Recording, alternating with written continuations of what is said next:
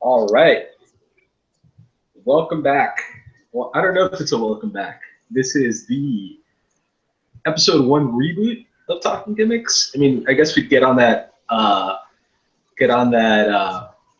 bus and start rebooting things just like Ghostbusters and Star Trek and what have you.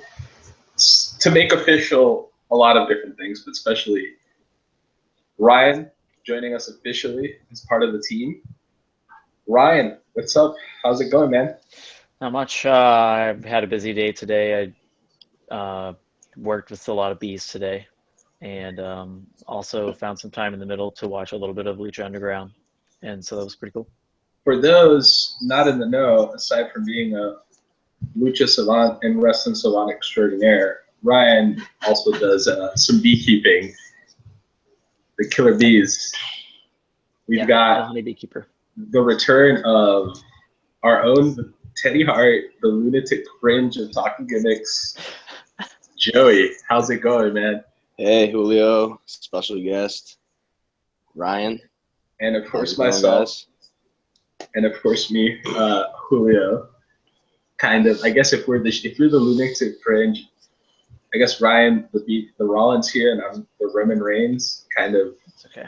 Don't really know what's going on with me. Some people, I guess, like me. Some don't. I don't know. Although I don't know, that might be more fitting for you, Joey. You the Roman Reigns of this team? I could be whatever you guys want me to be. As part of the reboot, we have business cards. If you guys didn't see that, we should have stickers. Why don't we have stickers? I'm working on those. I don't know. We got some designs of works over there in our Northeastern TG headquarters. Yeah. So yeah, we've got some stuff going in the works, but today we're kind of trying to go back. We're gonna start a new page. It's like, you know, when they changed the logo at WCW, so it may be a shittier podcast. Hopefully not like WCW, but that's kind of where we're going to. But we're gonna stick kind of to our bread and butter and just kind of refresh the whole thing, especially because we had a pretty long hiatus from this, and the King of Trio special really kind of shook it back up. We kept talking about doing this, and we're planning to do this on a regular basis, and just talk some gimmicks, talk some wrestles, if you will, talk some old retro stuff that we like to watch just because it can be corny or funny or awesome. And that's kind of what we're going to do. So we're going to start with just an overall, you know, what's been going on in the world, what we've been watching, things like that, more of like the actual stuff. So I know one of the things that we talked about in the pre-show discussion was we talked a little bit about the Lucha Underground episode this week. And I know Joey, being the heel that he is, does not watch Lucha Underground. But Ryan and I watch Lucha Underground. Jimmy, why is that? Just a cool question. Why don't you watch Lucha Underground? It's kind of like an R-rated Chikara. Well, this time it's been falling around where NXT and CWC, or CWC especially, has been happening or whatever, I guess. So, I've really been trying to watch that. But now that that's over, I'll probably... Yeah, but that's what DVRs are for.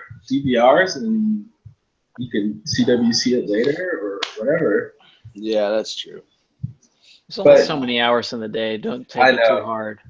There's only so much wrestling you can watch, you know. I mean, I enjoy Lucha, but it's like once I start watching it, then I got to be committed, I feel like. So if I don't watch it, I don't have to commit myself. Yeah, you know? That's the thing with Lucha. Just like Chikara, it's heavily driven on their storylines. So if you miss some weeks and you come back and some other stuff's going on, you kind of have to go back and watch the episodes you missed. So it'll build up on you. So we just really, I guess, the main takeaway, there's some storyline takeaways there. But what we really wanted to talk about was the main event, right, Ryan? Yeah, I mean, that's the only match that I actually saw. I caught it on YouTube. I just haven't had time to watch like cable wrestling lately. So, but I caught that earlier today with some friends, which was cool. It's always nice to like watch an insane match like that with some other people that don't normally watch wrestling, especially. Yep. And the main event that week, this past week, was Marty the Moth Martinez and Killshot. I hate Marty the Moth Martinez, by the way. But I think I hate his character, so he's doing something right against Killshot in a Weapons of Mass Destruction match, which was basically a kind of a military-themed anything goes hardcore match. Yeah, it was definitely just some more of a street fight match with some missile-shaped things and giant plastic crates. Yeah, no, it was in my opinion like one of the better hardcore matches I've seen in a while. Agreed. I'm not one for like, I like a good hardcore match, but for me it has to have like a motive or a reason for the violence to escalate to that level. That's why I could never get into like the death matches, for example, where two dudes are just having a match and they're like using glass and craziness to name each other, which I mean, it has its niche. It's not my thing, because for me, I'm like, why so much violence and they don't like even hate each other? There's no escalation, I guess. I'm kind of the same way when it comes to like horror movies. Like, I don't like Saw or Hostel, those kinds of movies where it's just kind of like the shock value, but it doesn't really do anything for the story for the most part. So some thoughts there? What are your thoughts on that? What were your thoughts there, Ryan, on that match? Any spots, anything that you thought was pretty cool? I guess, so not being fully like caught up with the Lucha Underground story, like I'm not in that world, so I thought I appreciated the build up. Like you said, it has to be personal, the violence has to be motivated, and they did a good job of kind of encapsulating that with the dog tags that provided, it was like a symbol of that someone had been wronged, and I mean, it didn't go too hard. There wasn't any glass or anything, of course, like you mentioned. I don't endorse that kind of stuff. There was one spot, and I've been trying to remember it while you were talking about it. The chair throw, dude. The chair throw, yeah, that chair throw was legit. That was brutal. I mean, he was just in the corner. I mean, that he threw the chair full force at his head, and my friend was like, "What? No, they can't do that." And I mean, it's one of those things. I think that was the only headshot.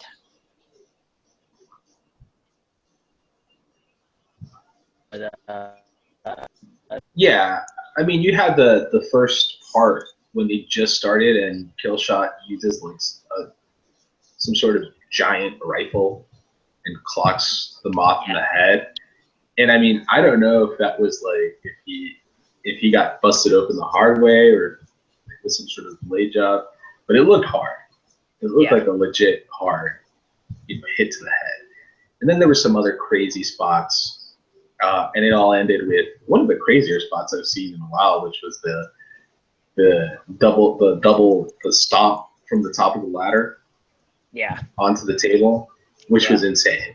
And we had everything but the kitchen sink thrown in. They were throwing each other on ammo crates. They were using large ammo shells to hit each other. It was really violent, but it was good violence. Yeah, and I enjoyed, honestly, even just like the spot where Ricochet goes through the two tables. I mean, it was one of those where it's like, how did he even get up? Oh, Killshot, yeah, sorry. Whoa. Ryan there. You better chill out, dude. Breaking kayfabe. We're gonna have to put an explicit spoiler tag on this. No, the people are gonna find out. My bees. Straight shooting, dude. But anyway, not intentional. It was a great show. It was a great heart. I highly recommend it. Even like you said, Ryan, if you're not like really into Lucha Underground, the match itself conveys the story well enough that you didn't really have to. You're more invested, obviously, if you watch previous episodes, but you can watch that as a standalone, and it tells a pretty good story. And I think overall, they were really successful. And I think that's one of the strong areas that Lucha has. Lucha Underground can really convey stories pretty well. I mean, that's their bread and butter. I mean, their acting, sure, might not be sometimes the best, I know you didn't watch the full episode before. There was an exchange with Joey Ryan and Dario Cueto, which was kind of funny. Mhm. And then there's a whole other gimmick situation with the medallion going on that apparently only women can use, and it gives like eternal youth of some sort. And Katrina has half of the medallion, and someone else has a half of the medallion. And this isn't a lucha podcast, but there's a lot going on, and I think it was pretty cool. Joey, I had a question for you. Let's put you in the spot. What do you think now that we talk about like hardcore matches and ultra violence and the death matches and all that? What's your take on that?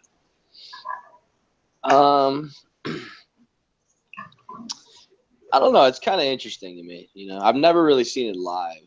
I haven't think. So I could watch it on a DVD or something. It's a little gross, depending on like you were saying. It's really not really a story. It's more or less just like hit you with a light tube or thumbtack or whatever.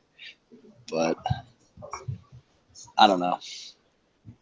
I prefer not to watch it. You know what I mean? But if there's like one match on a show, maybe that I'm watching, I'm not gonna skip it or anything. It's interesting enough to see. I'm not grossed out enough by it or nothing like a lot of people are. And the lucha match wasn't to that level of violence, but I just kind of wanted to see. I guess for the overall consensus of this, is we'll probably never be watching old like Big Japan wrestling CCW matches because right. That's not Talkin Gimmicks' cup of tea or coffee in Joey's case. No. All right, cool. So lucha was dope. This week there was so much going on. I couldn't really catch up because of all the travel. I did catch lucha. Did you guys catch the CWC semifinal finals? Yeah, I did. Joey, what you think about that? That was sweet, man. Actually, I didn't think. Well, obviously, spoilers coming up for everyone. I'm sure everyone's probably seen it. We'll put the spoiler alert. Yeah, I'm sure they've seen it or whatever. But I thought Zack Sabre Jr. was going over in the first matchup, and then to see TJP go over in the finals was pretty cool, man. He deserves it. He's been around a long time, and it's kind of cool. These guys are going to be coming up on Raw. I think this upcoming week. Yeah, it's on Monday. Yeah. Did you catch any of that, Ryan? I am still working my way through the quarterfinals on there. Okay. So I was on a plane when that happened live, and I came home and watched it. Not that night. I think I watched it a couple days later. And I agree with you. I guess the expectation everyone had was like Kota Ibushi and Zack Sabre Jr. in the finals. But I think it all came down to, and I know this is like not kayfabe, but who was signed and who wasn't, right? Sure. Yeah. Because TJP and Metalik, who otherwise is known in CMLL and New Japan as Mascara Dorada, they're signed. Actually, Jr. aren't signed. So and then there was that big swerve when Triple H shows up and makes this all of a sudden a title match, a cruiserweight title match that no one really. That blew me caught away. A lot of people. Yeah, Just like they reading brought that back a title that was held by so many like great wrestlers in like the 90s, and they're bringing it back, which makes complete sense. But again, it was kind of a shocker. I was reading, people joking on Twitter that Triple H is about to put himself over and beat up these guys. People cracking jokes about that because Triple H likes to bury people or whatnot. But I think overall Triple H has really progressed the company and bringing in all these guys and doing all these crazy things like a cruiserweight classic tournament and bringing in guys like Shinsuke. But I think overall it was good. It was good. So that happened this week. We had a Chikara show yesterday that was live on Facebook. I know we caught some bits and pieces here and there. Was there anything? I know, Joe, you were watching that, right? Yeah, I watched it. I'd missed probably the last hour or so, but I find it interesting. I guess some people were talking about this on Twitter, that they chose to do it on Facebook, you know, because of the people that have the Chikaratopia memberships. People were a little pissed off thinking, you know, we pay for the thing. It should be exclusive to them, you know. Correct. But a lot of, you know, but it was on Facebook, so a lot more people were able to. Yo, I think Joey cut out. We just lose Joey. Man. Well, as a Lunatic Fringe. Chikaratopia, you know, subscriber, I gotta say, it didn't hurt my feelings that they posted it on Facebook. I didn't have time to watch it either way, so maybe that Right. changes how I feel about it. I think it's still up there, actually. I think it makes sense. I mean, the promotion, and they do give a lot of like exclusive stuff for the subscribers. Yeah, they do. We all have subscriptions, and I mean they have a lot of stuff. I wasn't as offended. I was more upset that I was doing something else and couldn't watch it. But Yeah. I think it's like, at least in terms of these kinds of gimmicks, I think Chikara is kind of ahead of some of the other companies are doing. You know, and you know they try different things. They're willing to go out on a limb and try different things. You know, and then they deal with the backlash. And that's kind of been the MO. So I think it's cool. I'll have to catch up on it because after, you know, we're kind of right now, it's kind of weird this year right after King Trios, there was a little lull where there was a lot of wrestling going on. It was like we were so on a high on Trios, and now it's starting to get like ramped back up like you guys. There's so much stuff going on. We had CWC, Chikara, WWE, TNA. Have you guys been watching TNA at all? No. My cable provider doesn't even get the channel. Me neither, but I've been watching all of the Broken Matt Hardy videos because they post them on YouTube like a day after or the night after they air, and that is like quality entertainment. Like for me, Matt Hardy is a top 5 favorite of 2016 wrestling. Have you guys caught any of that? Like the final deletion and deleted? Yeah. Yeah. What do you guys think about that? Because I've heard some like it's really polarizing. I either see people love it or people hate it. It's pretty wacky. I haven't caught it, so I have no idea. Okay, it's pretty wacky. I mean, it's a hell of a lot better. Like whatever Matt Hardy and them are doing is a lot better than what TNA themselves are doing. You know what I mean? Like that's probably why the ratings are what they are right now because of him. It's pretty weird, but he's pretty weird. So yeah, no, I saw a meme that it was like there's a picture of Broken Matt Hardy and it says single-handedly bringing back kayfabe in 2016. Because it's like super kayfabe. It's like he's right. like the 7 deities, and there's like some spiritual aspect to it. It's Ryan, you need to check that out. It's hilarious, and you would enjoy it from a story standpoint. And it brings me to the other thing that another thing to check out for all you guys watching and for you guys is his interview, which is super kayfabe with Chris Jericho on Talkin Jericho. It's hilarious too. That's definitely worth a listen. I mean, and like you said, Jay, that's like I think a lot of eyes have turned onto TNA just because of that, and they've seen that there's some good. You know, Mark Andrews is in there. They brought Galloway, of course Matt and Jeff Hardy. You know, they're bringing in a lot of people who kind of bounced around either in the indies. You know, the Mike Bennett is in there. So there's some stuff going on. I think they have talent to turn that around. It's, hopefully they can manage it the right way. And I think that's kind of been the downfall with them. Because there was a time where TNA was crazy good when they had AJ Styles and Samoa Joe and all those guys doing crazy stuff. That was a good time for TNA. But anyway, it's got to be hard for them. I just it's one of those things I always imagine what it's like to run TNA, knowing that you don't really stand any chance of overtaking WWE. Like, they've got some goal of drawing a decent number of people to their television product.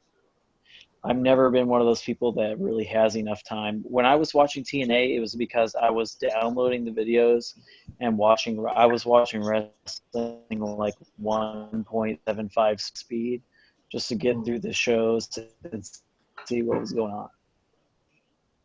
Gotcha.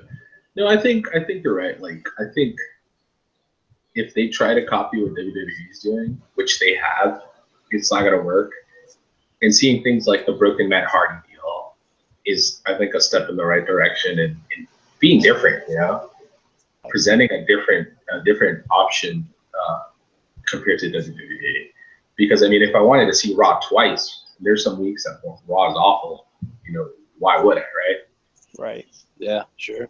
And I mean, there's some weeks that Raw is amazing, but you know, I don't think we'll ever have a time kind of like the Monday Night Wars where there was two kind of similar products at the same time competing. I don't think that'll ever, and I may be wrong, but that's my guess. I don't think it'll ever happen. Which, by the way, right. Shout out Monday Night Wars. I'm wearing my NWO heavyweight belt T-shirt. I was a huge mark for the NWO. Oh, definitely. Dude, that's another important question. I think this is a question we'll ask whenever we have a guest, if we have guests. Were you Nitro or Raw? What side were you guys on the Monday Night Wars? I had no side to take because I didn't start watching until college. So, you know, now I'm just like, oh, they're all cool. Joey? I'm the winner in the end because I live in the future. There you go. I don't know. Back then, like, I'm thinking, I mean. Yeah, back then, not like now. Because now you go back and you can watch both and enjoy it. But I remember going to school and kind of talking, like, you know, you were wearing an NWO shirt or a DX shirt, you know, and you would talk a little smack about, you know, whatever. Man, I think I was equally both, I think. Because, oh, like, man, that's such a cop-out. No, it's not, because, like, I can't pick one because you got to figure, like, well, in 6th grade, so I was, like, I don't know, Attitude Era, 98, 99, whatever it was, you know? And I had a DX poster on my wall next to my desk. So, I mean, I was pro DX Raw at that time. But you got to figure a little bit later, 2000, I was more Nitro. 2001. You did it backwards compared to how I kind of evolved from it. Because Okay. I remember 96 when the whole NWO thing started. And I was already watching more WCW than WWE. After Bret Hart, I think when Bret Hart was like going through, he was going to leave, that's when I completely moved to WCW. But the NWO thing really pushed the scale towards WCW for me. And I remember it blew my mind. Like, it blew my mind that Hulk Hogan would go, you know, heel. You know, it blew my mind seeing Scott Hall and Kevin Nash when you know you were a kid, and this was before the time of the, you know, people spoiling everything on Twitter. You know, you didn't know what was going on, right? When you see Razor Ramon and Diesel. But then when about 99, 2000, I started gravitating more towards WWE. That was when WCW got really crappy, like towards the end of their run. It got really really bad. And I mean, even WCW in the NWO days had some really bad segments, but at least the NWO storyline kept me kind of hooked. But I think, you know, they milked it as much as they could. There was a point where, like, almost everyone worth a while was in the NWO. And then the people who were fighting against them, like, didn't stand a chance. It was, like, ridiculous. But anyways, so Joey, you were originally WWE. So, yeah, it was a little bit of a cop-out. I don't know, man. I mean, let's just say, like, like if Raw came to town, I was there. If now Nitro came to town, I was there. Okay. You know what I mean? I was like, I went to both equally. I didn't have, like, hate for one or whatever. I mean, I didn't either, but I would, like, with kids at school, I would talk smack. Like, I would wear an NWO t-shirt, and they had, like, DX. And I'm like, like, DX wants to be NWO. You know? That's an important question in life. It's like, you know, Coke, Pepsi, Genesis or Super Nintendo, Nitro or Raw. That's like, one of the Trinity. Oh, Pepsi. There you go. I'm a Coke guy. I like Coke. I like There you go. Coke Zero. Dr. Pepper. Dr. Pepper, y'all. Dr. Pepper. Yeah, Texas. Ryan is from Texas. Dr. Pepper is like from Texas, right? Yeah. Yep. Like I don't remember even the towns. I don't know. Dublin. Dublin. That's where it's bottled, or was. I think they may have The shut more down you that know. plant. I think they do like an original recipe Dr. Pepper that they bottle in though. They shut that town. thing down. Now that place bottles Did like, yeah, they've got like 6 or 7 different sodas that they bottle now. Oh Yeah, man, it's a real tragedy. I miss Dr. Pepper big time. dude, the way this is evolving, like we're having a soda segment every show apparently now. We had A-Tree in the King and Cheer special. Now we're talking Dr. Pepper. We don't know. We don't know. A-Tree needs to sponsor us, and maybe we can't have an A-Tree minute in the show. But anyways, I think this little discussion about the Monday Night War is a really good segue into kind of our gimmick discussion of the week. I mean, I think what we want to do, we want to look at like either a specific item or a specific line or a specific type of gimmick. But today is more like, just a little chit chat about, now we're adults and we're buying all this stuff.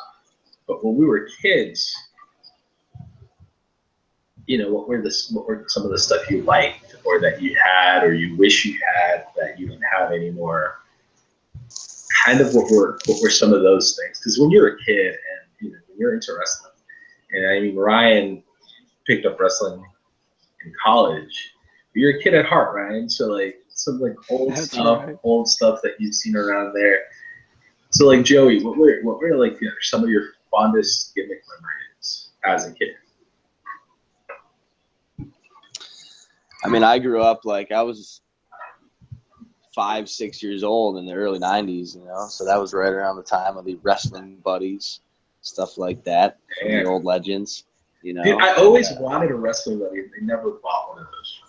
Did you ever remember seeing them in stores and stuff like that? I remember, yeah, they used to come like in a little, it was like a cardboard thing, but you could touch it. Yeah, a little box. Yeah, they were like out, yeah. They were out, yeah, they were like strapped in there, but you could like touch them, right? Because that was the thing. And I always wanted one, and they no-sold me. My parents no-sold me on the wrestling buddies and never bought me one. Okay, well, I have one. I still have mine from when I was a kid, and I have one. My buddy, my childhood neighbor, and his little brother had Macho Man and Big Boss Man. I want to say between the both of them, and I have I got this guy here. Is that so? That's like your childhood wrestling buddy? This is like the legit childhood wrestling buddy right here. Dude, it's in pretty good shape. It is in good shape, man. It's from, I can see the year in here somewhere. Especially 80. Especially you being like the Teddy Hart of this podcast, I would imagine you doing like double knees and crazy moves on that thing, and it looks like it has it wrestling. I can't say that I didn't have two, and one maybe is shredded somewhere in a compost bin. But this is definitely one from childhood. I mean, it's got some stains and some shit on it, but like, it's in pretty good shape, man. That's legit. I remember those. And it's got the championship. That was one of those things that I never got. And two things stand out to me that I never got, but my parents never got for me. It was the wrestling buddies, and I always wanted.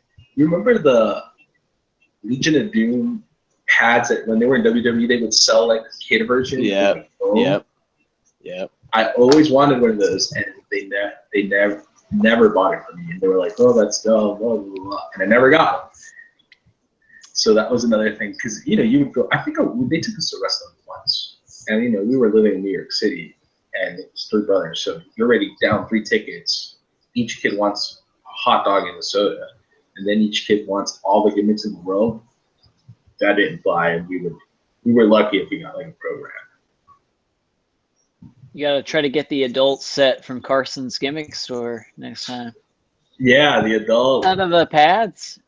The adult right? pads. Did they have the pads? I'm pretty sure the pads are up there. There's a set of them. Shoot, I didn't see those. I need to go look on eBay. His prices are more favorable on eBay. That's right. But yeah, no, Legion of Doom was legit. But I think the other thing that I always wanted, and I got when I was much older, was the Bret Hart glasses. I remember, I think I had a pair as a kid, but I always wanted to be the kid that Bret Hart actually gave them to. Yeah. But we were never sitting front row. You know, imagine 3 kids and parents, you know, who parents were great, but they didn't like wrestling. So we were like kind of far away. So I was never going to be that kid. Can I ask a question about the Wrestle Buddies? Do it. Are you supposed to wrestle them? Or are you supposed to, I mean, how did they sell this to you guys? Like, why did you even, like, because I'm a guy, this is where I'm different from you two in that I'm not into toys. Like, I never wanted to play with them. So how are you interacting with your Wrestle Buddy as a childhood mark of Hulk Hogan? I'll dissect that 2 ways. First, that was a shoot on. No, it's not. A bigger. No, it's not a shoot. I'm joking. I remember do you remember the commercials for Wrestle Buddies, Jay? No? He doesn't. Hey, all right. I lost you guys there for a minute. Sorry. Do you remember the commercials for Wrestle Buddies? I think I recently watched one on YouTube, but I guess I don't really remember them as a kid. I'm pretty sure they're on there on YouTube. But to your question, Ryan, you would see these kids, like, they would, like, body slam the Wrestle Buddy, and they would, like, suplex it or whatever. So, like, they wanted, the way they sold it to you is, like, you would actually wrestle with your Wrestle Buddy. Cool. And, you know, as a kid, you're like, oh, this is so cool. I got, you know, a Wrestling Buddy I can throw around, and it's, like, my favorite wrestler and whatever. So I think that's the way they sold it, to not look like a teddy bear of a dude, which that's what a Wrestle Buddy basically is. And they're is, decent right? size, though, man. You know, like, I know they remade, like, new ones, WWE or whatever. They did, but they were smaller, right? Yeah, but these ones, I mean, it's a pretty decent. This head is almost as big as my head. You know, yeah, really. But I mean, it's pretty big, dude. It's probably like 2 feet, maybe a little bit bigger, taller. You know what I mean? So like back then, you got to give it a satisfying tombstone pile driver. Oh yeah, if you're a little kid, like you're bigger than him, but you could easily do moves. Me and my buddy used to do tag team moves on him and stuff like that. And I remember my cousin had one, and we used to get on the couch and we'd do macho elbow drops, Macho Man elbow drops on the Wrestle Buddy, and it would never hurt because it was like a pillow, you know. Yeah, you know, you would go off the top ropes and give it a Macho Man Randy Savage elbow. So yeah, that's how they sold it to you, and it was like, but you know, to an adult, to like my parents, it was like, it's a teddy bear of a man. Why do you want a teddy bear of a man? Yeah. So, which is kind of weird, and I guess it makes sense. Like, if you look at it, right? It's like a plush person. It's kind of weird, right? Definitely. It's kind of weird, man. But you can't suplex a Raggedy Ann, or it just feels wrong. Oh, dude, I suplex, like, my little sister had like dolls, like the little like Raggedy Ann or like bears or like little babies, and I would like brain buster, like suplex these little like dolls, and she would get so mad because that was my frustration for not having a Wrestle Buddy. Yeah, I think, dude, they're on eBay now. They're on eBay now, man. You could probably grab one pretty cheap, you know, like $40. I might get you can find them. I might get a Macho Man. I think they have Legion of Doom too, maybe. But did they? I think so, man. I don't know for sure. I know that they had Hogan, Macho, Boss Man were the main 3 that I remember. And Jake the Snake, I want to say, was one also. Yeah, they had $1 Million Man. Yeah, $1 Million Man. I mean, you could probably find them new, but that shit would be a couple $100. Yeah, like I'm looking at like good condition Wrestle Buddies are like $100. Yeah, here's a Hogan for $100. Here's a Macho for $50. And do you remember the WCW came out with like a version of it? Like in the 90s? And it was like NWO Hogan and Goldberg and stuff. I would DDP, but I think that might have been later though. And later. Does it do yoga? No, that was well before. That was when he held the title upside down. I think we weirded Ryan out enough about the wrestling buddies and the baby suplexes, which my bad. Dude, that was like, I don't know. This is going to be on the podcast. So yeah, when I was a kid, I used to suplex little like baby doll, like the dolls that look like babies, just like choke them out. That's hilarious. Dude, they probably no-sold for you all the time. Oh, dude, yeah, they were like PWG selling. Like they'd get up and like nothing. I think the other childhood item that I loved was the old school, the Hasbros. God.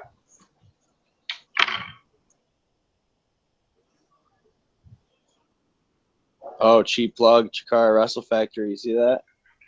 I did. What up? You remember these? Oh yeah. These Definitely. were like my jam when I was a kid. Like these, and they were cheap. They were like $4.99 or something like that. So my mom and dad would buy us these, and like we had even like some obscure dudes. I remember having like Giant Gonzalez and Tatanka, which is so not racist. I mean, Tatanka's super racist. But anyways, we had all these like obscure dudes, and they were. I mean, if you look back at it, you know, Bret Hart looks like kind of like messed up, his face or whatever. Terrible. Yeah, I'm gonna shoot right there. I mean, that's yeah. It's You got shitty. It was maybe $4.99. Dude, they're shitty. Not even. They're so shitty, but they were so cool. And Dude, that's the French card, right? Yeah. So I've showed this on the previous before we did the reboot, but there's a guy who is kind of like a mini Bud Carson here in Houston, like mini. Doesn't have as near as much stuff as Bud, but he sells like toys, like figures, wrestling stuff, and DVDs and such. And he collects, and I went to check it out. It's like at a flea market, and I asked him, "I'm looking for mint on card Bret Hart stuff," and he had like some of the classic superstars ones. Nothing like that I either wanted or needed. And then he said, in storage, I have a mint on card Bret Hart, but it's in French. The packaging's in French. And he brought it in and sold it to me, and he cut me a pretty good deal. It was the Bret Hart, the glow-in-the-dark Jericho, and the 2 Road Warrior Elites. I think it was, I want to say he paid like $120 for all 4 figures. Maybe less. But anyways. Yeah, this is the French. And then it was really cool. In the back, they have a little like trading card that you could cut out, which we did to all the ones we bought, which it's kind of sad because I have a bunch of on-card Hasbros. And then there's some of the lineup there. You guys see those? Yeah. You got dudes like, yeah, I'll Hulk Hogan, Sergeant Slaughter, Mr. Perfect, Cook Would Beware, the British Bulldog, Greg Valentine, Ultimate Warrior, Boss Man, the Texas Tornado. I had the Texas Tornado too. Who's Kerry Von Erich. Kerry Von Erich. Yep. I had that, and my brother had the Undertaker. So these were my jam. We had a ton of these. Does his boot come off? Oh, I don't think so. Correctly. Not even in the shower. Ryan shooting, man. Anything else, Joey, that you remember? Did you have any of the LJNs? I don't think I did, actually, no. I had a couple of Hasbros. I remember KB Toys was the big place to go to back then. Yeah. And get them. And I should have realized, like, when they were closing down. I mean, obviously I was kind of young, but to buy as much shit like that as I could, because I'm sure they put up a whole bunch of sales, on those. I guess I used to just remember just watching all the old pay-per-views, with my friends and stuff like that. Getting together, and we used to have our parents order them and order a pizza and get together and just watch the big pay-per-views and watch Raws and Nitros and stuff like that, So Ryan, I know you got into this a little older, but like now that you are into like wrestling, what are like some of the favorite things you like to get when you go to a show? I mean, a good T-shirt, I'll try to get it. I like non-T-shirt gimmicks. I like, you saw a lot for the King of special. I got the medallion. I did the Baka bells. It was such a limited edition thing. Oh yeah, now it's sitting cool. on my desk at work, so it's cool. I mean, I like having it on display and stuff like that. But I'm not too much into the poster thing. I have so many posters already. I never frame them. They never make it up onto the walls. So, one of my favorite gimmick things that I bought, and it's not even, call it a gimmick if you want to, I guess, but the vinyl record that he had in 2014 at Trios. The Ultra Mantis? Yeah. Yeah. Yeah, that's pretty cool. Like industrial record that was crazy. I like to throw that on for unsuspecting individuals sometimes. Yeah, that's like colored, right? Say what? Did you get the colored one? Is it like different? I know they did like different runs of them. I think the vinyl. I don't remember if it was colored or not. I don't think so. Could be wrong. Anyways, yeah, and I know like you get some like we talked about that at Trios. Like you picked up like the JWP or Sendai, the magazine that have the signatures. That was the JWP program. Yeah, that was really cool. I somehow lucked out and got the one that had all the entire roster signatures on it, rather than just the Team JWP trio. The whole roster, like people who weren't even there, which was cool. And we kind of saw that after the fact because Joey went to get one too, and his didn't have the signatures. So they kind of if Joey had been slick, he could have swapped his for mine, and I little do you know I did. Right. that would have been the Carney move, Joey. It would have been. I have looked at it since I've been home, and I showed my brother. I was like, haha. So there's look at that. There's proof that I'm not tripping. But yeah, so that's a cool little discussion. We talked a little bit about that.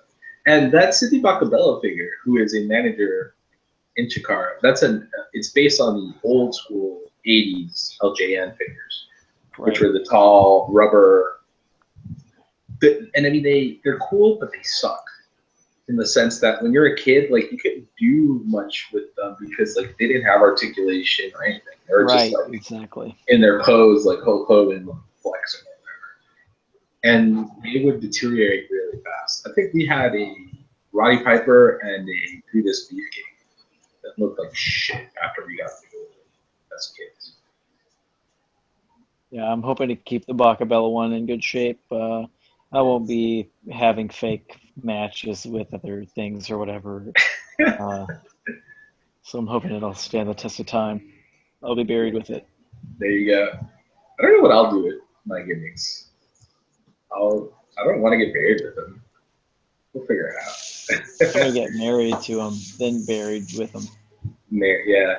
I want to bury them. I'll bury them in a time capsule. There you go. We'll call you Triple H. Yeah, get my Triple H shovel.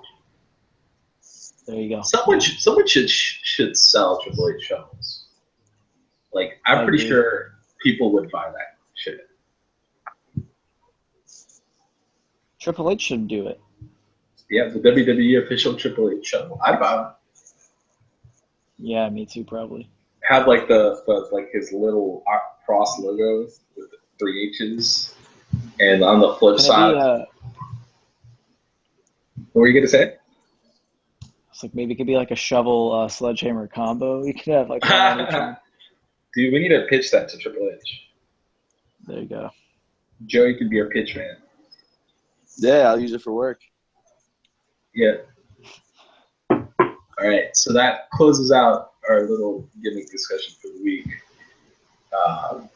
Fun childhood memories, babies being body slammed, all sorts of craziness.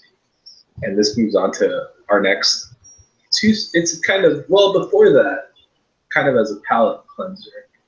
Didn't you guys watch the CM Punk match? The UFC CM Punk match? I did not actually watch it. Did you watch like the GIF or GIF, whatever you want to call it? Because it was short. No. I'll Google it real quick. I watched watched the fight with my buddy, and did you pay for it? Did you pay pay-per-view for it? no. Okay, good. I'll be honest. No, I didn't. I was but, about to bury you if you had paid for that. No, I know enough. Like, we usually order the big fights, you know what I mean? But the rest of the card wasn't too good, so like we figured we'll try to pull up a gimmick stream, you know, even though I shouldn't be saying that, but Allegedly.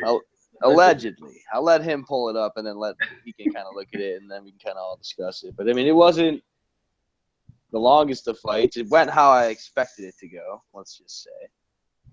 I mean, by now, I think pretty much everyone who's into wrestling or UFC either saw what happened or read what happened. Yeah. And it was like he jobbed, basically, in our world. He did the job Pretty for hard. that Mickey Gall guy who just like pounded it. And I mean, I know there's some polarizing opinions on him. Like, some people are really mad at him because he left and don't like him anymore. Other people are like, supporting, follow your dream, whatever.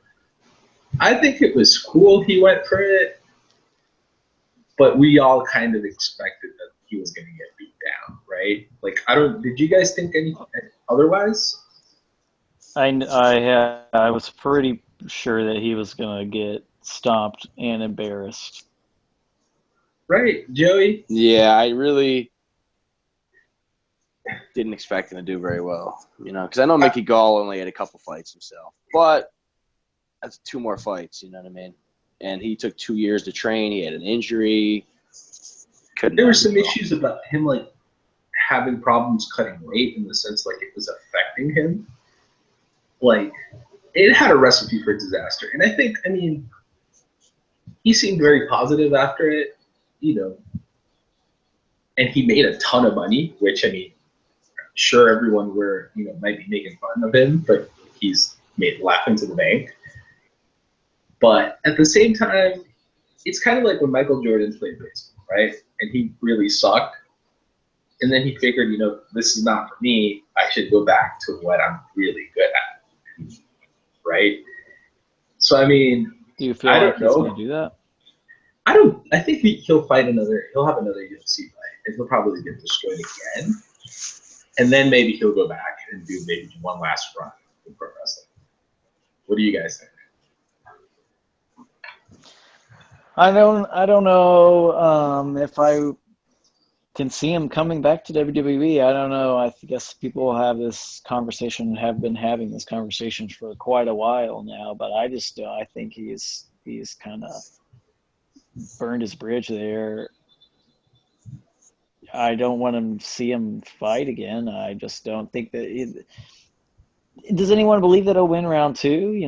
Like, what's he going to accomplish? Yeah, and I think I agree with you. But I think he won't go back to WWE. Although weirder things have happened, we've seen people who were supposedly never coming back come back. But I could see him doing like New Japan or something.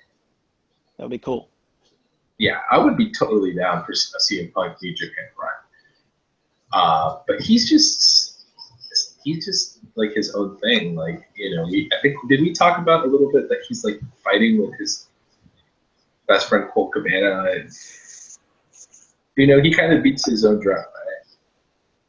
Yeah, I can't say it's confirmed. I've read a lot that him and Cabana have some sort of issue. I know I can't see him going back to WWE until at least the lawsuit boils over. You know, Yeah, I think that's him the and big Cabana one. started.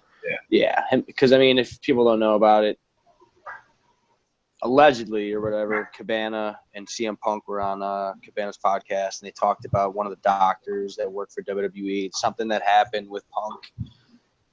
WWE, so they're going through a big lawsuit right now. So I know the big reason they're saying that Punk is not really friends with Cabana or he got heat with him now is because Cabana was seen backstage at WWE show recently, within the past few months probably, and Punk caught wind of it and is not happy because they got the lawsuit going with him with WWE, both of them. So he figured maybe it's kind of tipping their hand, you know what I mean, towards them being there. So I don't know. I guess I really don't know the details. I've heard other stories about Punk being a dick, so I guess you really don't know. I think that's the other thing that's worth mentioning for this whole thing is a lot of people in the pro wrestling crowd, in the indie scene, that just hate Punk because he's an asshole a lot of the time. I saw a lot of people making fun of him, a lot of people just really enjoying eat it. Yeah, I kind of enjoyed it too. I'm not gonna lie, but you know, it's really hard to talk smack because you know, yeah, he got destroyed, and we can set aside the whole thing about he's following his dreams or whatever. I don't care, but he made a ton of money to get beat down, like a ton. Like if they offered me that money, and I knew I was only gonna get beat down for how long did that match go? For like 30 seconds. Yeah, I want to say 2 minutes maybe. Ew, maybe I don't think it was even 2 minutes. Okay, we can look it up. Yeah, Google it. I want to say it was 2.5 minutes, man. Maybe I could be way wrong, but 30 seconds maybe. Oh yeah, you're right. 2 minutes and 45 seconds. Okay, 2:45. So halfway through the first round, pretty much. Made a lot of money to get beat down for 2. How much did he make again? $500,000 or something, or some stupid. I think Mickey Gall made up $500,000. I think so. Okay. Made more than that. Yeah. Oh no, he made $500,000. $500,000. So the 2 years of training, you fight for 2 minutes, 225. 200 a year. Not bad to do nothing. You know what I mean? Yeah. Not bad to job for Mickey Gall. Shit, I'll get my ass whooped for 2.5 minutes for $500,000. UFC could have called one of us and we would have done the job pretty much the same way. Dude, I'll go in there and job for $30,000.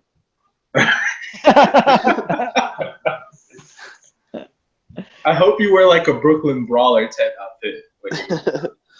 Oh yeah, I'd wear like a Quackenbush type outfit in there. Anyways, so that's kind of enough for the CM Punk talk. Overall, we kind of all agreed that I think we all a little bit enjoyed it, right? Or was it just me? I just kind of, he sowed his seeds. I mean, it was destined to happen from the very beginning. So I'm glad that it's over. I'm glad that the fight has finally happened and that we can at least say, okay, well, he lost. Right. Yeah, I enjoyed it. And this brings us into, I guess, the second portion of our show, which is we go through WWE Network, we go to Chikaratopia, maybe some other places in the future, and we look for an older show, and we just kind of sit around and talk about it. We don't review matches or anything in terms of giving out stars and all that. That's not my thing. We kind of we're more like observers. We observe what went down and kind of what we thought about it. So this week, sticking to a very Texas theme, Ryan picked a WCCW, which is World Class Championship Wrestling show. What was it, if you guys know that? So, I chose the episode 48, the 11th of November, 1982. None of us were born. Nope, not born. It was not even a thought. Well, watching it, my dad came up and started watching a little bit with me, and he's like, oh, that's Bill Mercer on commentary. What time is this? And I was like, oh, 1982. It's like, I was still watching this What? at the time. Yeah, so I got to watch an episode with my dad Oh, that's that awesome. he had actually watched at the time of its going on. So that was kind of fun. Yeah, and I mean, because you're in the Dallas area, I'm assuming your family has been in that area for quite a bit. Yeah, my mom, like, she grew up down the street from the Von Erichs. She wasn't a big like, they weren't wrestling fans themselves. And they got their own dirt and all that stuff out. People know Right. what they know about the Von Erichs, and I mean, for them, it wasn't necessarily a like super cool thing to be involved with or anything, but yeah. Even outside of my family, you meet someone in Dallas, you tell them that someone's got a story about the Sportatorium at some point. It always goes back to WCCW. Yeah, that was like the big thing, right? It's the Yeah, Dallas I mean, it area. ran from the 60s to the 1990s, so I mean, it got a good like 3-decade run. Yeah, so WCCW Sportatorium, episode 48. I will admit that I had never watched one of those old WCCW episodes on the WWE Network until this past week. And it was cool. I mean, it's history. It's Texas wrestling history, the Sportatorium, which is kind of a revered wrestling venue, which no longer exists physically. Correct. But it's in the lore in history of wrestling. So we start off, and first thing, it was the two commentators, this Mercer guy, Jay Salby, who had a dope beard for the time. Yeah. And I think they're selling the main event, which is Kerry Von Erich, who was later known as the Texas Tornado in WWF, against Killer Brooks. And I'm not a wrestling historian, so I didn't know much about like this era and this company. So I wasn't familiar with Killer Brooks. Were any of you guys, just by curiosity? Nope, no, I wasn't familiar. A lot of these guys, I'm not super familiar with as we go through the matches. Some of the guys I do know, like Checkmate. You knew Checkmate? Previously on WCCW, so it was weird though because I hadn't seen him as he appears in this match. It was really weird with the tiger mask. I know, that was really weird. Like I even jotted it down in like my little Word document, like what WTF is Tiger Mask doing here, kind of, and it's like this Checkmate guy. So we start off. It's Bugsy McGraw, who's like a comedy guy at this point.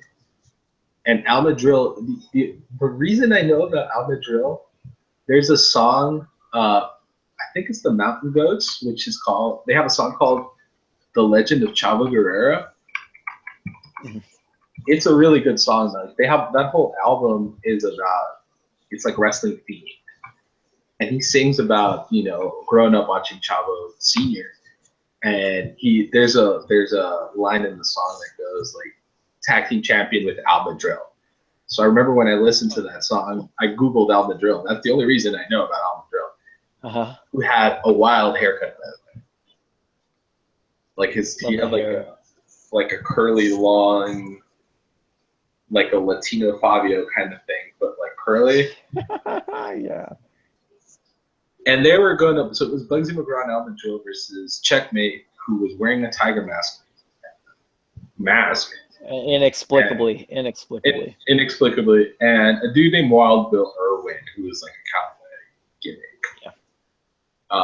And the heels here, Checkmate and Wild Bill, were managed by a dude named Arman Hussein, who was wearing kind of like a safari type almost getup and like a little kind of a hat. Fez. A little, like a fez. So the crowd was into Bugsy. So I don't know much about him. Yeah, they loved him. The crowd loved Bugsy. He's basically, the gimmick is that he's like you know, a man with the mind of a child. He's got like a, you know, the heart of a child and the mind of a child. So he's just really goofy. It's weird because the crowd loved him, but tuning in as a viewer from the future, as like, wow, this is just like, he really draws out the beginning of the match. It's going really hard on the comedy emphasis. Yeah. And I mean, you're right, though. Like, and the crowd was really into him, and that's a good way of putting it. His like gimmick being kind of a man-child, if you will.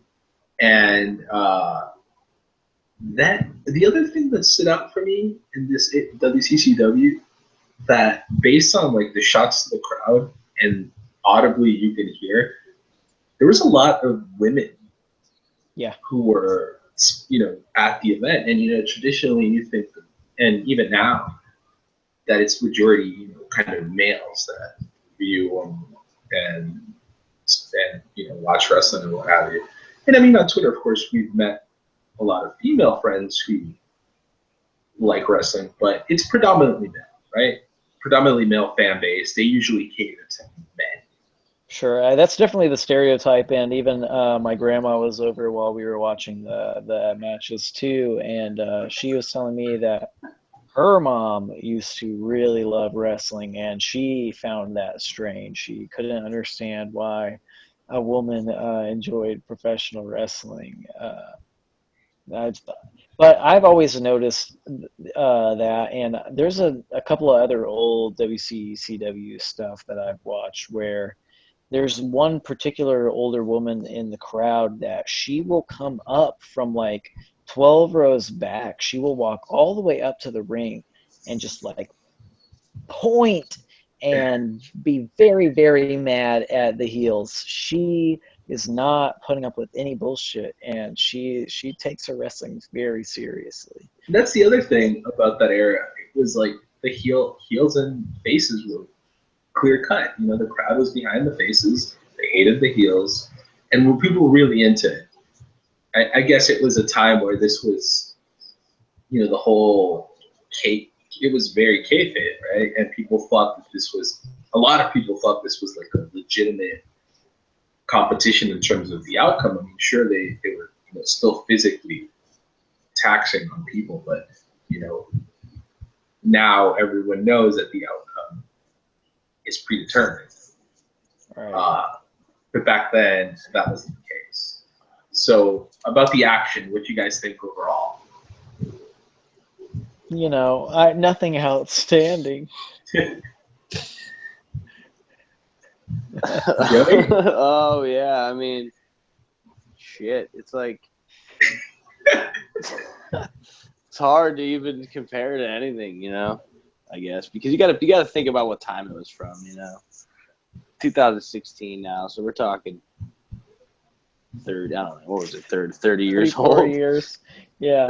34 So it's years clearly ago. older than all of us. So we got to go into it with a mindset of being like negative years old or something. So I don't know what the hell happened. Sometimes it's kind of sloppy, you know. Yeah. Every move, like the most basic move, felt like it was huge impact, I guess. But just the times, man. I don't know. What about you, Red? It's you know, it's interesting. It's definitely slowed down from what we see today. Way less, or you know, zero high flying nonsense. A lot of just, you know, working up the crowd, really trying to tell a story within the ring, but not necessarily by fighting or doing flippy spots or even, you know, high impact spots necessarily. It was, you know, Bugsy is obviously the big emphasis of the match, and beyond that. I think I agree. It was very basic, right? And again, like you guys, the crowd was into it, so I mean, they were doing what they had to do. But I mean, it would be interesting to see, like, if I could go back to the future with a PWG, well, I can't say DVD, with some way to show PWG to someone who's into wrestling from that era or even older, and show them like the stuff Ricochet and Will Ospreay, those guys are doing. that would be like a mind, like how, I don't know how people would process that back then. Kind of the same way we're having a hard time processing these type of matches. But at the end of the day, the match finalizes with Madrill has a figure 4 leg lock on Tiger Mask checkmate. And then, I have it in my note here. There's a brawl. Brawl breaks out. King Kong Bundy attacks Al Madrill. And Checkmate and Wild Bill get disqualified. So again, lots of story. Action kind of on the down. Not all that great. But, you know, like you said, they play up to the crowd. The good guys versus the bad guys. You know, little heel tactics here versus, you know, little babyface comeback. That was pretty much, you know, your basic equation. And we go to the next match, which is pretty much a squash, right? It was Destroyer number 2 and David Von Erich, who was one of the, you know, he's a Von Erich, so he was there usually pretty over. Yep, and it was a pretty basic match, and he won. He beat the crap out of Destroyer 2, and he won with a springboard knee drop. Yeah. Kind of like a ring assist, like a rope-assisted springboard knee drop that, as the commentary team said, made famous by Bob Orton Jr. and Sr. So, again, nothing crazy. I guess that was like considered a high spot back then. Right. To see him, you know, kind of propel himself with the rope and then land a knee. I feel like that was part of the, I mean, it was such a short match that he had to win fast, and so when he finished off with those, it was like a repeated, because he did that move 2 times, just straight up in a row, the knee drop, and I mean, it was quick, simple, nothing, just, it was hard to say anything about it, meaningful. Yeah. And then I was more excited. I think this next match was what I was most excited to see, which was the Freebirds, P.S. Michael Hayes, and Terry Gordy against Kabuki and a dude by the name of the Dragon, who was masked. Not familiar with him. I know Kabuki and I know the Freebirds, so pretty excited. I mean, it had some more action compared to what else the previous matches were providing. Did you notice, by the way, there was a dude in a gorilla suit who popped into the ring? Yeah, that was a very awkward moment, and I couldn't tell. I was thinking, who is it gonna be? The commentary, I guess they were like, "Is that King Kong Bundy? Is that gonna be him?" But it was like, it's not the right size to be King Kong Bundy, so it looks like it's just a weird racist against the black manager. That Arman was Hussein, really uncomfortable. Very strange. That is the other thing about this time, and there, even in commentary, it was very like a stereotyping. You know, there was like they stereotype Kabuki and Dragon huge. Like the commentator goes something like,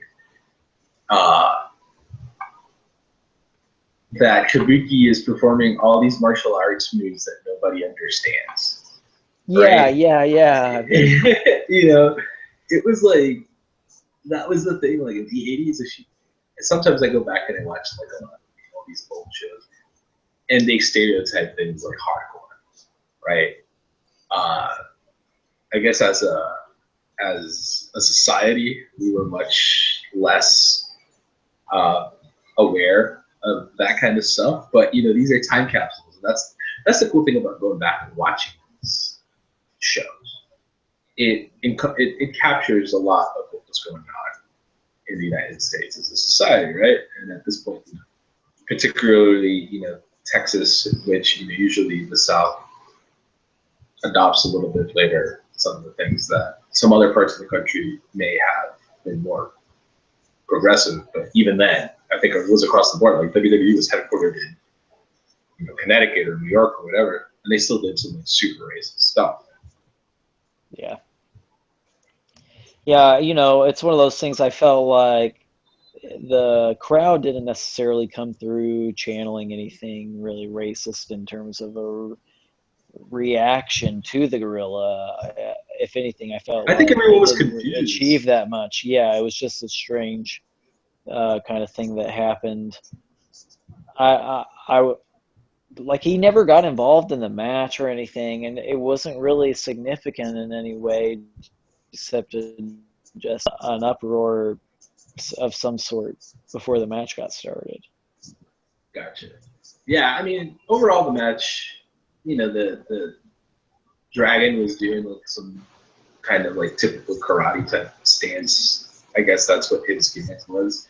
Yeah. I think the coolest thing in the whole match was when Kabuki spewed the green mist on his own hands to try to attack the Freebirds with like the toxic mist. I thought that was pretty cool. He had like green hands and he put like a claw on, I don't remember if it was Gordy or Michael Hayes. But the match winds up, you know, oh, by the way that referee was counting was hilarious. He was like super slow, like he was dragging. Anyways, match ends with a Terry Gordy elbow drop. I think the Dragon, done deal. Freebirds win. Freebirds were super over as well. Then we go. This is my favorite part of the whole show. If you're gonna watch one thing in this whole show, you have to watch this promo. We go cut to like a shipping dock area. You know, your typical dock doors, shipping dock type situation. And they have a WCCW guy there. Was it Mercer? Or was it someone else? Yeah, it was Bill Mercer. Yeah. Yeah, Bill Mercer's out there looking for King Kong Bundy, who's apparently on strike in the story of this WCCW. And they ask him some questions, and he starts cutting a promo. And he, without any rhyme or reason, has a chicken drumstick in his hand. I feel like they were supposed to have caught him in the middle of his lunch break or something. He was having to work over at the rail yards, and so he was working his day job when they just caught up with him on lunch. Yeah, but he's not even, there's no lunchbox in sight. Just a bag of chicken wings, dude. Just he has a drumstick, and he's eating his drumstick while cutting a promo, which is the most badass thing I've seen in a while. It was crazy. I don't know whose idea was that. I wonder if the creative team or whomever, the booker or whatever, sitting down and be like, it'd be dope if King Kong Bundy was cutting a promo with a chicken drumstick. That'd be awesome. I don't know how that would even work. Or he was like, shit, I'm eating lunch. I'm gonna do whatever I want to do. I don't know. Joey, what do you think about that promo? I'm just trying to think of the process of them ordering the chicken wings and setting the whole thing up for King Kong Bundy's promo. That's the most interesting part to me is the chicken wings. And I mean, he's upset because he's on strike and I think he was on strike because there was some issue that Ric Flair had supposedly issued a bounty on Kerry Von Erich, right? And that King Kong Bundy supposedly had taken up that bounty, and he was claiming, I think, that he didn't. I think that was the whole gist of that. But he had turned over the evidence that Ric Flair had put the bounty out. That was the whole deal. Was why did King Kong Bundy decide to turn over the evidence, or how did he obtain it? Yeah. So we get through that. He destroys a chicken drumstick while he's cutting the promo. Bill Mercer, I think, is trying to reach out to Ric Flair. And it's a little snippet of him calling Ric Flair's office. And a lady by the name of Nora Jean answers the phone. A typical, I guess his secretary, and he's like, oh, Ric Flair Enterprises, this is Nora Jean speaking. Very, again, a thing of the times, right? Where, there is the typical, the secretary figure, right? And it's, kind of Ric Flair having his secretary because he's, styling and profiling, and I'm assuming it would have probably been a good-looking girl because that's what Ric Flair would have done back then. And she's like, oh, he's not available, whatever. I would have liked to see an episode with Ric Flair in there. Do you know if the network has any? I don't know that. I'll check it out. Yeah, I've been on a Ric Flair kick. I was watching a lot of NWA World Class Championship Wrestling Ric Flair stuff today and Dusty Rhodes stuff. That that time frame, I don't know if the wrestling was all that great, but the promos were amazing. Like those two guys were cutting promos. P.S. Michael Hayes. I mean, Arn Anderson and Tully Blanchard cut good promos as well. I mean, they were overshadowed by Flair, but still, it was like the whole Horseman deal. It was dope. For those at home, I'm the Ric Flair of Talkin Gimmicks. Just pointing it out there. I'm always flying on planes and go to places. Right. Joey would be, of course, the enforcer. Arn Anderson. Yep. And Ryan, of course, Tully Blanchard. You gotta rep Texas hard. You gotta rep Texas hard, right? But anyways, we had a whole discussion on the Talkin Gimmicks chat about who would that be. But anyways, back to WCCW. Main event time. Kerry Von Erich, Killer Brooks. Nothing really to write home about, right? Yeah, once again, no, I mean, not a 5-star kind of situation. Definitely not terrible. It was, if anything, yeah, just too short. Yeah, it was really short, and it was. I mean, I think they were selling up Killer Brooks like he was like a fearsome type opponent. I guess they were trying to do that just so make Kerry Von Erich look good when he won.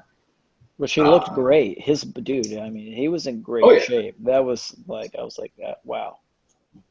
Yeah, Kerry Von Erich looked like Jack. Yeah. And he gets over with a sunset flip. Kerry beats Killer Brooks. There's a little snippet at the end with him, kind of like a mini interview with Bill Mercer and Jay Salvi, and it's the end of the show. So overall thoughts on the WCCW. Are we doing another one of WCCW anytime soon, or maybe not? I'll see if I can find one that is maybe of a higher quality or that's got some different characters. I mean, I wouldn't want to watch the same one with the same like feuds or same roster necessarily. I wonder if they have one with Ric Flair or one with Von Erich's fighting Freebirds. I'm trying to find if they have anything with Paul Bearer or Percy Pringle. Oh yeah. On there. Well, I'll try to check around for some for some names. Gotcha. And then the other portion of kind of our retro review, which is not that retro, I guess, but still, we wanted to watch old Chikara before every show because all three of us, that's kind of what brought us together. That's one of the things that we really have in common is our that we like Chikara so much. Like I mentioned, we're all a little bit different on some of the other stuff we watch, but Chikara is something we're pretty consistent with. And we were kind of on we having some King of Trios withdrawals. We decided to go back and watch a Chikara event, which I picked. And it was Chikara Under the Hood 2012. This was about the time I started really getting into Chikara, so I wanted to go back and watch something from that era. Joe, you when you were traveling to see a lot of Chikara, that was before this, right? Before 2012? I'm sorry, say that again? When you were traveling to a lot of Chikara shows, was that around this time, 2012, or was it before? Let me think. Yeah, it was like 2011, I want to say I started. So, yeah. I went to the Syracuse show they mentioned a couple times during the show, which was like 6 months prior. So, yeah, I started right around this point. Cool. I actually think I saw them in all of that year in Chicago. I don't remember what year the Hot Off the Griddle show is now that I'm saying that. This time, though, I remember seeing Delirious come out, and it was so the part still resolving that whole thing with him and Mantis. Okay, yeah, which we see a little bit in the show. Yeah, but I think this shows the end of this. This is December 2012. So yeah, I think it's this that season. What was it? 13, 12 finale. This is season 11 finale, I believe. Season 11 finale this year. Yeah, 2012. Cool. So we kick off, and it's at the Troc, which I always like when they have shows at the Troc in terms of how it looks from the. I live in Texas. I didn't go to these shows, but it looks cool, right? You get the theater, old school theater backdrop, and it looks pretty cool. It's Fist, which is kind of fitting. Johnny Gargano, who's kind of moved on pretty much officially to the WWE by now, teaming up with another favorite, Chuck Taylor, against 3.0, and LFC, who's a friend of the show, and Bryce were calling the match. I think both teams had 2 points, right? Yep. Definitely. So, any thoughts on that? I enjoyed the match. I thought this tag incarnation of Fist is fun with Johnny Gargano and Chuck Taylor. Obviously, a huge Chuck Taylor fan. I loved 3.0. I really missed 3.0. The Sierra Trios. Sad to not see them. Yeah, I kind of, as I went through that match, I'm like, man, I really miss Fist with Gargano and Chuck Taylor and those guys. And I'm like, oh man, it's always good to see the a lot of nostalgia there, but they're all good wrestlers. It was a really good, action-packed type of match.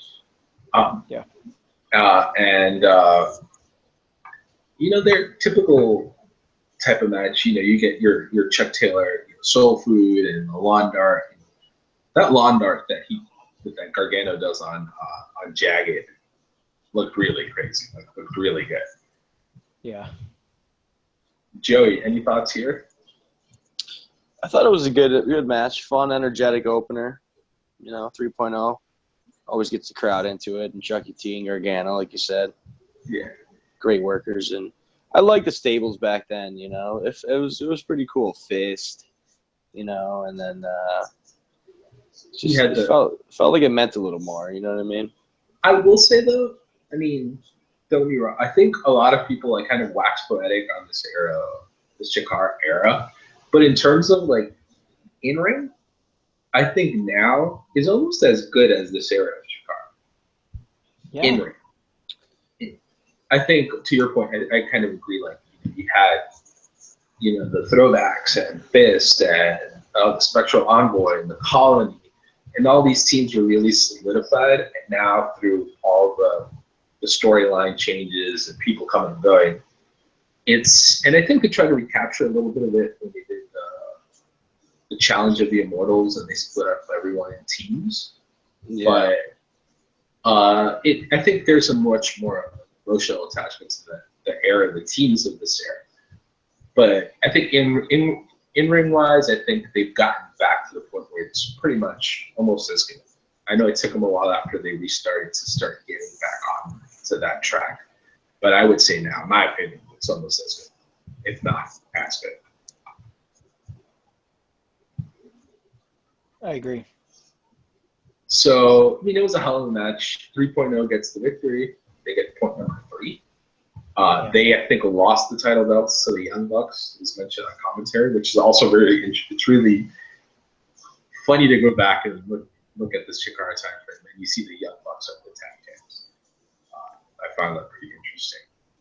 I loved seeing them in Chikara. They were so good at that time. Even working into the whole feel of Chikara, I felt like they really worked the crowd super well.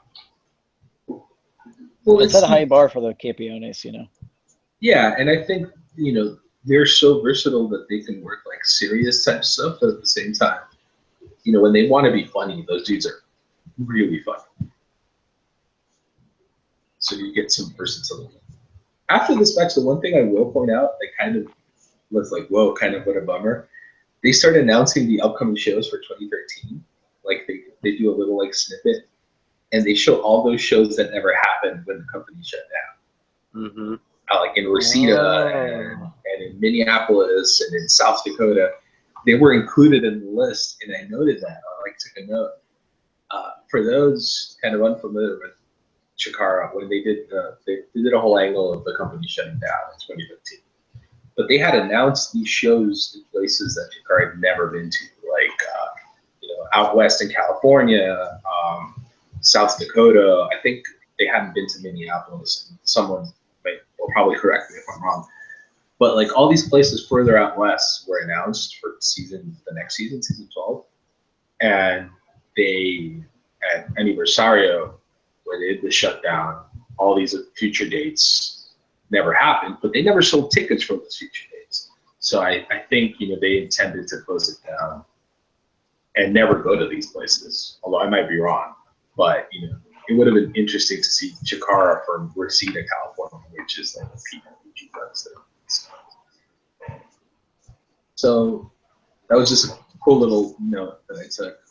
Next match, it's Dasher versus Icarus, and Icarus represented Team Fist, and also Sugar Dunkerton, who was a part of Team Fist at this point. The thing about that, for you guys also that may not be aware of the Chikara story, they had Wink Lavaseur was the director of fun, which in Chikara, the director of fun is basically the general manager or the commish or whatever you want to call it in the storyline. So he was like readjusting teams to get like more. It was like he was more like all business. Like if I move this guy, I'm gonna have better ratings or whatever. So he moved Sugar Dunkerton from the throwbacks to Fist. This match was really good. Dasher and Icarus. I think wrestling wise, it was the best match on this card, in my opinion. I disagree. It was a good match. I don't think it was the best match, but it was a good match. It was a good match. I thought it was really good, and like the spot that like was crazy when Icarus does the Blu-ray on the guardrail. Yeah, definitely. That was sick. Dude, that looks so sick and like so like dangerous. Like this was like a really physical match. I was surprised to see how physical it was. So that's why I think I liked it as my favorite match on the card. Yeah, it was a good match for sure. I like the storytelling with Dunkerton, with him and Dasher and everything. Because like before Mr. Touchdown, Dunkerton was the guy with Dasher, Yeah. Right. And so exactly. by Wink moving him over there, you could totally tell during this match. I thought that was really interesting. Him not really wanting to be on Fist, which is cool. And him trying to stick it up for Dasher and trying to help him and everything. And we can get into the whole dirty tricks by Icarus later, Yeah. And I mean, to your point, there's even a spot where Icarus goes for the pin and Sugar Dunkerton moves Dasher's foot onto the rope, like to make the save. Yeah. But it kind of gets down to what you said, Icarus pulling some dirty tactics. Fist was known for that back in the day. But the thing is, everyone still loved Fist for the most part. A lot of people loved Fist. I wouldn't say everyone, because they were booed. Because Icarus was very booable back then. Right, definitely. Oh yeah, and I thought it was interesting to hear the worst in the world chants for Fist Icarus, because they've come back now with Nazmaldun Icarus. Heel Icarus is the best Icarus. I think we talked about it last time. Yeah. He is, for sure. So the match winds up being, and this is kind of an overarching theme that I know you mentioned, Ryan, in our chat, but there's a lot of outside intervention in these matches. There's not a lot of clean wins. Right. Yeah. The first match is a clean win, and then but that's an exception, definitely. And Icarus tries to attack with his like fanny pack that has some weight or some sort of foreign object. Tries to attack Dasher. Sugar makes the save, but then it was like a weird little interaction. He almost hits Dasher, Dasher thinks he's going to hit him, and then he somehow collides with Dasher with the fanny pack, right? Yeah, Icarus like pushes him, like they're almost gonna Shoved make him, up yeah. or something, and then Yeah. Icarus shoves him, and so it doesn't necessarily cause any more friction between Dunkerton and Dasher, but it just takes advantage of the fact that they were both momentarily wrapped up in their friendship or whatever. And Icarus gets the win. And I made a note. Icarus heel is the best Icarus version, which is true. With a So that- pedigree. I love the pedigree, man. Dude, That's and such his a sick pedigree. move. It's a sick move when he does it. And Icarus does it like when Icarus does it, it looks really crazy. Like you remember at King of Trios, he does the pedigree on. I don't remember who specifically from JWP, but it almost looks like he spikes her. I don't know if that was intended or not. Yeah. But it looked crazy. It looked like legit. Little side note, real quick. Kind of crazy. 2016. I'm actually interacting with Chikara right now on Twitter. So I tweeted something saying we're talking about them, and then they wrote back to me right away and said, "All good things, we hope." Yeah, right. Which is cool, man. Yeah. That's cool. Yeah, it's definitely sweet, dude. Only the best for Chikara, man.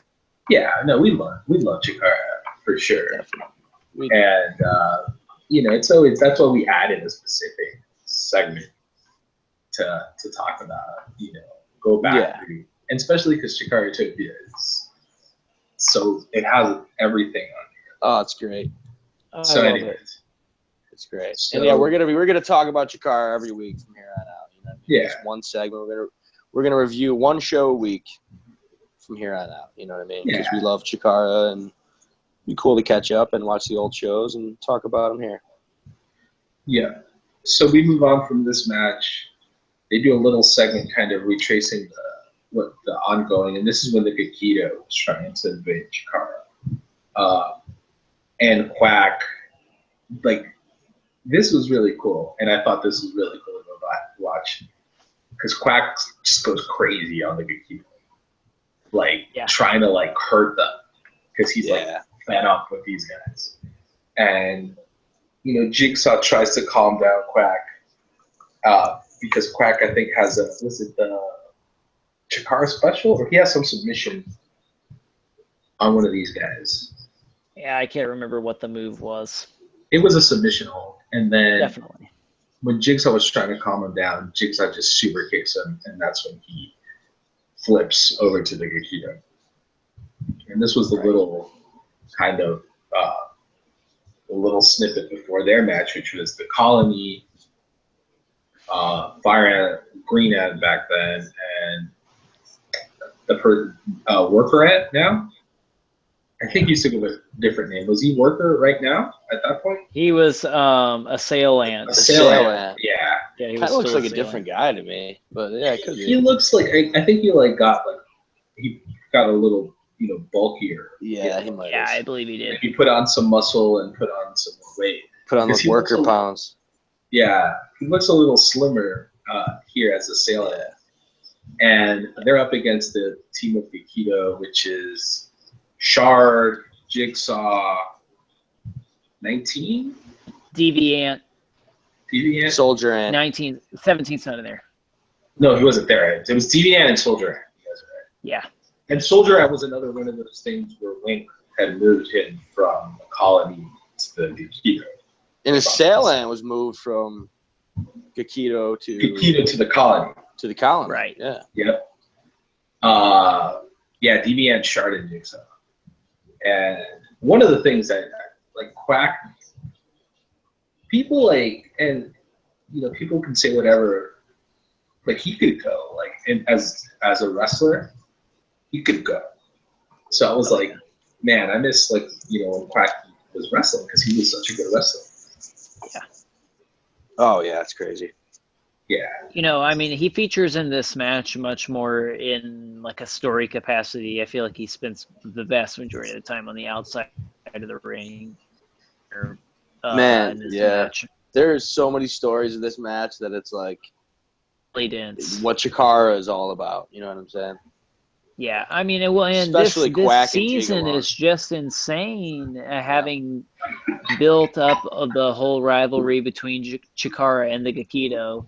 Then you've got the weird mix up team stuff. You've got all the colonies past building up in there. You've got the Quack and Jig legacy thing going on. There's a lot going on in this match. Yeah. I don't know about you guys, but my favorite part of the match, well, I don't know about favorite, but you notice the interaction with Quack and Jig. And Quack hesitated to hit Jig, but Jig didn't hesitate. Oh, yeah. He kicked his ass right back, dude. Quack I thought went that for was like super like important. a spinning man. shote, like palm strike kind of thing, and he stops himself and kind of comes, because it's, there's a lot of history there, and they were friends and what have you, and he stops, and then Jig throws a spin kick, like right to the midsection, and he did not care. Like, no, that was pretty cool. I think the look on Quack's face, the second he turned around to hit him and he stopped and he just kind of hesitated, and then Jig was like, well, you know what? I'm a heel right now. I'm not hesitating. And did his move. I mean, that was, to me, was pretty crazy, man, to see. Yeah. So that was pretty cool. And, it was a very heavy storyline match. And that's one of those things that kind of like what I said about the gender. It's the bread and butter of Chikara. Like, that's why that's part of what they do.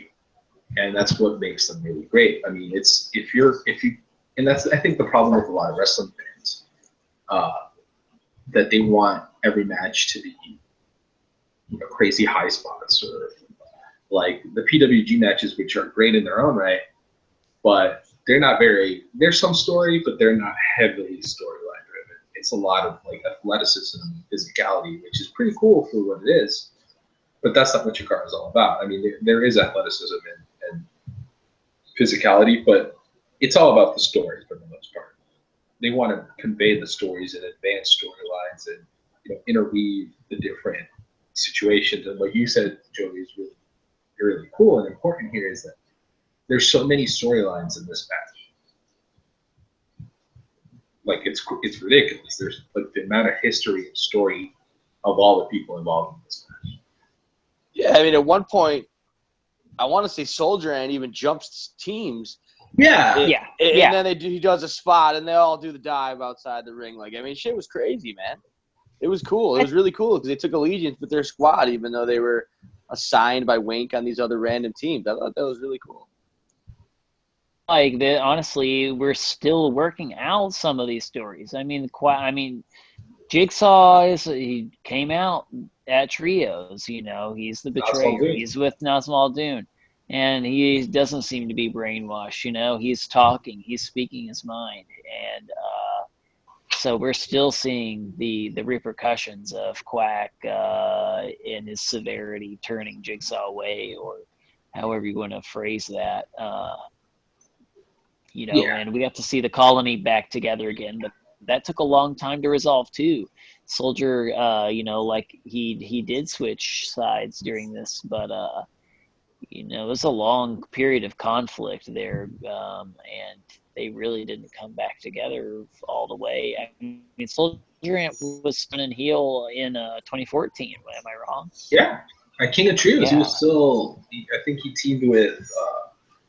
Was it like the BDK team? Maybe. Yeah. He was on one of the heel teams. I don't remember off the top of my head, but you're right.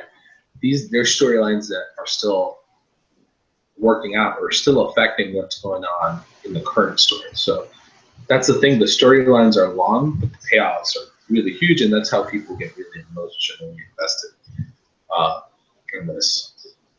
So the match, kind of the conclusion, Shard does a double stomp on Assailant. Quack makes the save, but then Deviant attacks Quack and pins Assailant. And then Jigsaw and those guys win. Keeps the storyline with the Gakido open, and we kind of move on from that. And this gets resolved later, but not at this point. And then we've got the Young Lions Cup match, right? Yeah. Mhm. Which is ACH, which is always good to see ACH. I think one of my favorite guys to watch. And against Touchdown, accompanied by Veronica, ex friend, if you will, of Archie, and then they have their feud, and then she sides with the Jock instead of whatever. Yeah, this is a good match. It's always really awesome, and Ryan is wearing an appropriate, because there's something on commentary that makes sense. Ryan wearing his Dragon Ball Z shirt, and Chikara goes, because Touchdown calls ACH a nerd. Chikara says, just because you're into DBZ doesn't make you a nerd. That's right. Yeah. Even though I am both. I am both. Yeah, I got my Dragon Ball Z shirt on today. And ACH is a big Dragon Ball Z guy. Even his tights they have ACH spelled out kind of in the style of like the DBZ. Yeah. Goku's year or whatever. Again, it was a pretty good match. A lot of physicality. But at the end of the day, Veronica assists Touchdown with the pin. She extends the little baton to him so he can leverage that, and that's how he gets the pin on ACH. And we thought that was the end of it, right? And they do this whole homecoming queen shtick, and Gavin comes out to announce the king, the homecoming king, and it's none other than the mysterious and handsome stranger. That was such a weird storyline with the bird. Yeah. His like friend pet pigeon or whatever that Touchdown I can't kills. remember its name. But yeah, Touchdown murders the bird and causes really the climax of this whole thing, the destruction of the mysterious and handsome stranger's gimmick. Yeah. And he reveals himself. The mysterious and handsome stranger, takes out Touchdown, attacks him. Then he's having a slow dance with Veronica because they're like homecoming king and queen. And, he no-sells a kiss attempt from Veronica. It's like kind of like he had a surprise. He goes and gets a bucket of like pig slop and throws it on her. And then he reveals to be our friend Archie, right? Archie Little Pet. Who's been missing. Who had been missing for some time. Yeah.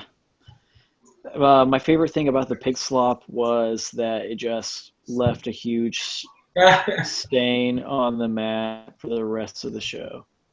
Yeah, that kind of. I mean, like WWE can do that crazy shit because they've replaced them. Like they have different layers, and I saw it when I was at Raw. Like they'll have a mat, and then after like an hour, ring crew comes out. They take off the top layer, and that's another layer of mat, like a clean mat. So they can do those crazy things. And I guess Chikara went for it, and then we had a whole big old pig slop stain. But I popped. I mean, I love Archie. I love that whole storyline with Touchdown and Veronica, and he going through the different, he went through the mysterious and handsome stranger. Do y'all remember Mixed Martial Archie? That was awesome. Yeah. Yep. Oh man, I was there. I think to see him as MMA. I think he was there as MMA in Chicago that year in April, and that's how I got to see him. That was amazing. He was doing for those not in the know, Archie Peck, who plays like a band leader kind of guy. He does a whole like trying to regain Veronica. Does a whole like trying to be a manly shoot fighter, UFC type guy. And so it was pretty cool. I remember that him as mixed martial arts was pretty awesome. He would do grounded pound and all that stuff. So Wink gets Condor security to remove him from the premises, and we move on to the next segment, which is Sidney Bakabella walking out to the ring. He grabs a mic, which when Sidney grabs a mic, you have to listen. It's pretty funny. Yeah. Apparently he had made a call to Toots Mont to get an explanation of the Chikara point system. Yeah, somehow they had 27.5 points according to him, Yeah, and but 2 according to Chikara.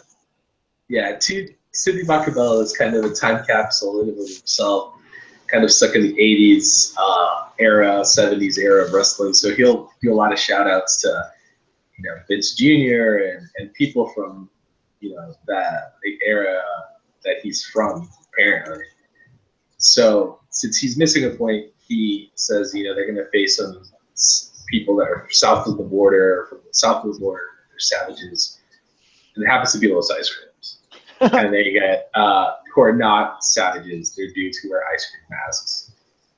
And they get destroyed by Max Smashmaster and Blaster Master to get their 3 points. It was a squash match. But the best part was Sidney Bakabella having to call Toots Mont from his car phone. Yeah. Also, the other interesting thing about not necessarily the match, but this was, I guess, the first sighting of Flex. He was there, and they were making a big deal on the commentary about who was that guy, make any kind of effect in the match itself, but he does show up for a second for the entrance. Good catch. Yeah, good catch. That was the first Flex spot. And I mean, it'll be interesting to see what they do with that part now, but they were one of my favorites during this era, 2012, 13, up until just recently. So it was pretty cool. And then we get into another kind of big storyline match, which was the Batiri, Cobalt, Ophidian, and Delirious, that they were their own stable at this point, against the Spectral Envoy with a returning Blind Rage and Crossbones. Yeah, this is a big match. Big match. I mean, anytime you get 5-on-5, that's huge. That's a lot of action to keep up with, and a lot of stories, like you said. Yeah, and Joey, who owns, by the way, Crossbones' jacket, which I thought about when we were watching this match. I thought it was an interesting Talkin Gimmicks tie-in. So the Spectral Envoy, which is Ultramax back, who's my all-time favorite Chikara wrestler, Hollow Wicked, Frightener, and then they bring it, Blind Rage hadn't wrestled for Chikara in, what did they say, 6 years, 5 years, something like that. Crossbones was supposedly MIA. So I was pretty excited to see the Envoy and all these guys. And that time frame with Delirious having that stable I love that stable too, the Batiri and Cobalt, and they had moved Ophidian into the dark side as well. And it was a pretty good match, which I think it was a lot of it was the Demolition Derby for the beginning, and then they went back to the typical tag style, hot tags, working and doing all that stuff, which I think. Brian? I don't know. I like Ophidian as a heel. I enjoyed that aspect of it a lot.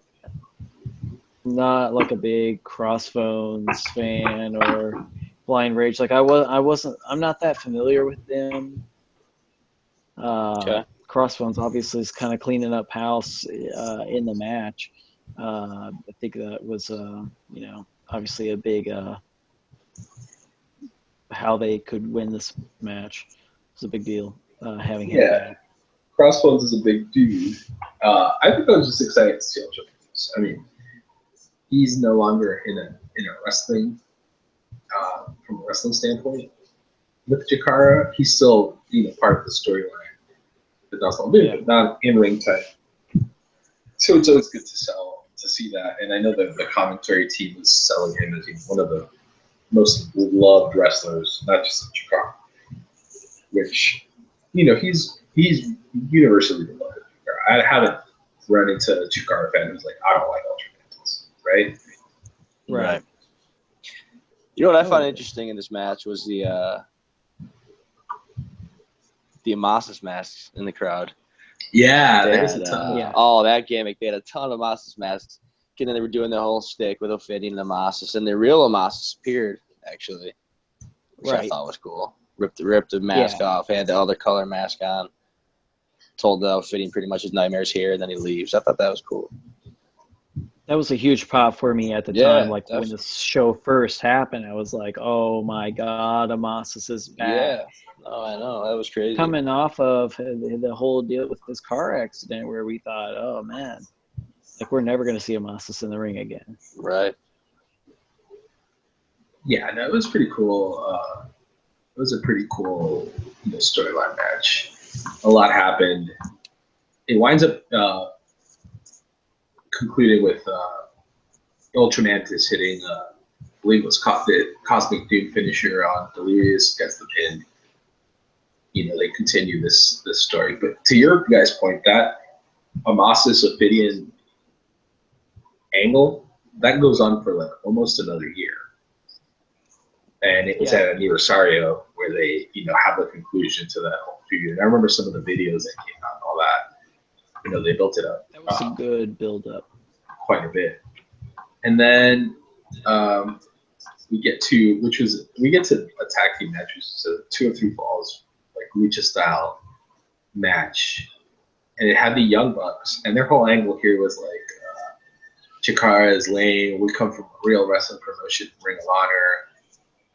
And the Young Bucks calling Chikara a comic book dirt place. I thought it was funny. They played it up the whole, we're better than you kind of thing. Comic book geeks. Against Marty Jannetty and 1-2-3 Kid,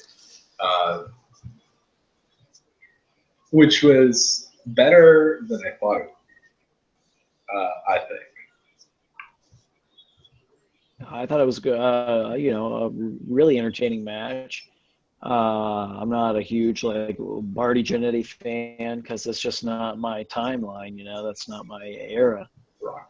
But he does a great job of keeping the crowd excited, and you can tell that he loves being there. And 1-2-3 Kid was just hanging in there with the Young Bucks, which is cool. Yeah, that was a pretty cool match. I think the 2 out of 3 falls, I think they dragged it on longer than it should have. But it was really good. The first fall was really quick.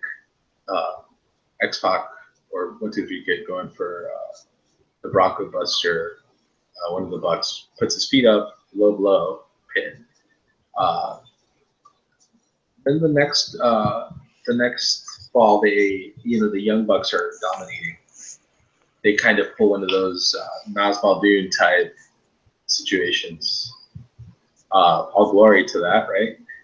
And where they're beating up a dude, about to pin him, and then pick him up again and beat him up. But this time it backfires, not in a disqualification form, but X-Pac hits an X Factor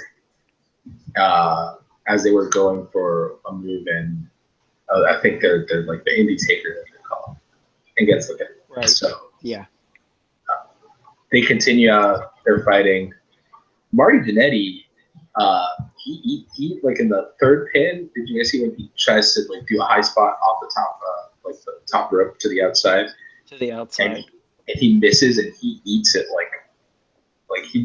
I think he. I don't think he hurt himself, but it was hard. Yeah, it was a hard hit. Everyone got out of the way. It seemed like that was the intent. I was like, wow, I can't believe he got Marty Jannetty to just jump off the top rope at no one. Yeah, Marty Jannetty. Catching Marty Jannetty for real? Yeah, he's not, he's a little older, so that was kind of like a spot that I was like, whoa. Yeah. And then the Bucks, they catapult X-Pac onto the ring post, going first on the outside. They bring him in, hit more bang for your buck. It's done. Young Bucks win. And then that brings us to the main event, which was the defending brand champion, Eddie Kingston, against the challenger, Tim Donst. It's a bit. So at this point, Eddie Kingston had been the only Chikara champion. There hadn't been another. Right. And Tim Donst, it was again. I think he played his character right because I did not like Tim Donst at this time, like in this time period, right? You're really upset about him abusing Jakob Hammermeyer. Dude, Jakob, the thing with Jakob's rights as a human being. Dude, the thing with Jakob when he wants to, he's likable. Jakob's likable. Yeah. Oh. And he's funny too. So I'm like, he's abusing Jakob. So I'm like, all right, I hope Eddie Kingston puts a beat down on it. It was a hard-hitting match, but I just think I really wasn't, at this point. I mean, I liked the story, but I just didn't like Tim Donst enough. Yeah. So I was just hoping. I was waiting to see him lose. And I knew he lost because I'd seen this before. But when I saw it originally, I'm like, I know he's gonna lose. He's not gonna win this match. He was emotionally distraught. I mean, he was really in a situation where he needed to be beaten. Yeah, and I will kudos to Donst. I want to empower that character. Kudos to Donst that he plays up the whole bully type, angle really good. Yeah. Like he's like legit scary, and he's like he does so well as a bully heel type guy. Joe, any thoughts on the match on Donst in general, on Jakob or Jakob? I don't know. I mean, I'm a big fan of Eddie Kingston. Donst, he's all right, He has a decent match, but Jakob, he's likable, like you said before, Not too much to comment about the matchup, really. Yeah, I think, again, I think it lacked a little bit more than the other ones, like the storyline that the Envoy and Delirious had, or the storyline in the Colony match, or it did have physicality, but it was just more of a big kind of a brawler type match.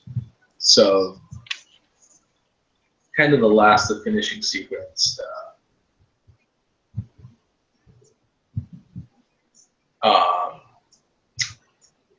Kingston goes for the back fist to the future.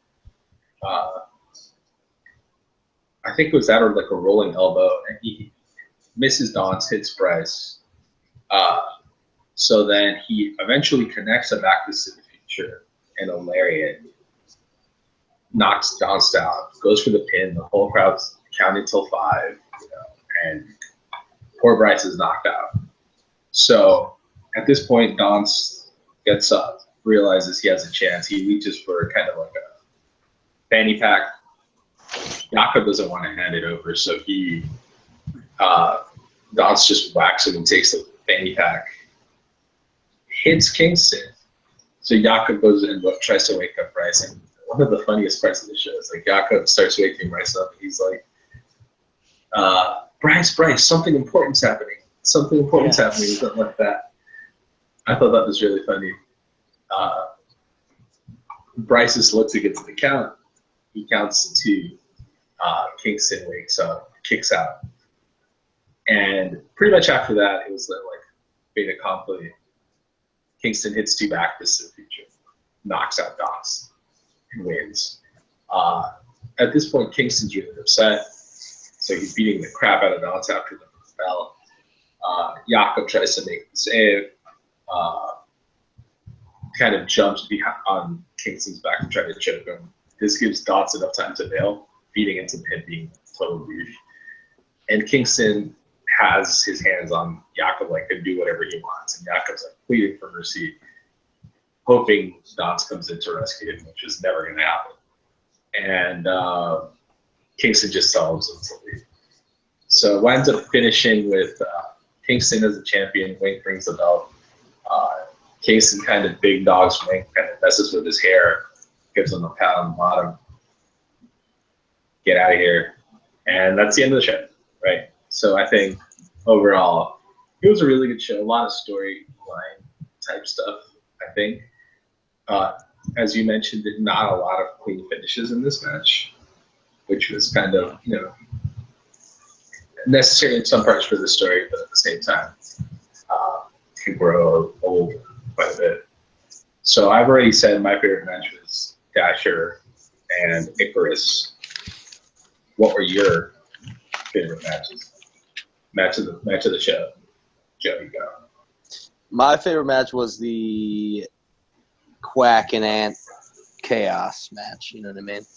Just because every time I get to see Quack in a match nowadays, it's like I really appreciate it more and more. It seems like, Gotcha. I have to say that is also my favorite match.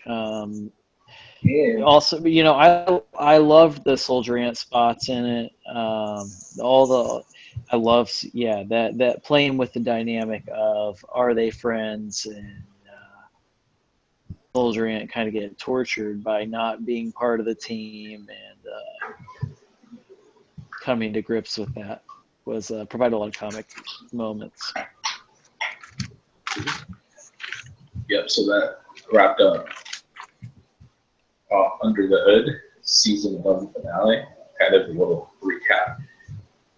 It's on Chikaratopia. Everything's on Chikaratopia, so y'all need to sign up for that. If you like Chikara or want to really get into Chikara, it's totally worth it. Yeah. So that kind of brings us to the end of everything. Joey, where can everyone find us? Find us? Yeah, find us. Oh, Talkin Gimmicks on Twitter. At Talkin Gimmicks. Joey's Talkin Gimmicks, TALKIN Gimmicks. Joey's no-selling Talkin Gimmicks right there. At Talkin Gimmicks. I thought you meant the Chikara show. Where can we find that? Oh. Chikaratopia. That's something separate. Yeah. So we're at Talkin Gimmicks. Word View is Ryan, right? With minus the L. Yep. Minus the L. Julio, what's yours? I am at JDell_85. Mine, I get shit for, I think, is starts with a 0. Yeah, no. 0 Joey V2. Dude, I was trying to go for Joey version 2.0, but something didn't work out there. I totally missold mine. I was thinking about another. I'm at Julio_DA. So you know sold your own. Like, you must have got a new Twitter. I'm such a heel. All right, now listen. I know we were gonna choose the Chikara episode for next week, but I'm gonna do a swerve, and I just changed it. You've been listening. You guys are cool with that. You've been listening too much to Russo. It actually involves this last show we just watched, and it's really gonna pay off, I think, and I think it'll be cool. It kind of makes sense because we're going forward instead of backwards, like I originally planned. All right. So what you got? All right, we're gonna go right into next week. So if you want to follow along at home, Chikaratopia. Season 12 finale, the next season away. Anniversario, Never Compromise. I feel like you guys know what happens there, but it wraps up a lot of things. We get that Ophidian Amasis sarcophagus match to wrap up that whole storyline, along with many other surprises and things that send shockwaves through Chikara, let's just say. So. That match, show has a sick Colony Devastation Corporation match. Yeah. Which I don't mind watching, for sure. Yeah. So Chikara season 12 finale, Anniversary Never Compromised, and then for our kind of retro wrestling, we're going to go back into the WWE Network, and inspired by my weekend of Dusty Rhodes and Ric Flair promos, we're going to go back and watch NWA World Championship Wrestling from July 23rd, 1988. Apparently, I think Ric Flair's in the main event. There's a Dusty promo. That's what I wanted. I wanted to show that had both Ric and Dusty, which is probably, I don't know, one of the greatest rivalries of all time, in my opinion. In most people's opinion, I would say. But yep, so that's going to be for next week. We've got some other things in the works. There's hopefully some little pieces of news we can share with you guys in the upcoming weeks, right, Jay? Yeah. Soon to be announced, hopefully. Soon to be announced. Kind of a teaser as to stuff that we're doing here with this project, which should be cool, hopefully.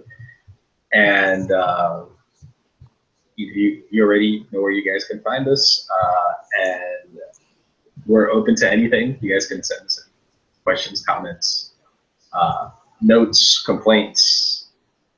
If you want to see Joey shoot more, that may not happen on this episode. On this Don't show. encourage him too much. Don't encourage him too much because he'll get out of hand. But maybe by popular demand, Joey the shoot interview can come along someday. It's coming. Yeah, just hit me in the DMs, man. It's coming. Yeah, Joey's prepping his. Again, that's his takes. Yeah. Don't necessarily share those takes. All of them, some of them maybe. We don't know. I'm looking forward to finding out what those takes are myself. I'm kind of gonna be like this watching. Kind of Ready. Yeah. This is the more family-friendly version of it, but yeah. So you know where to find us. Listen to us. Don't listen to us. It's all good. And we'll see you guys next time.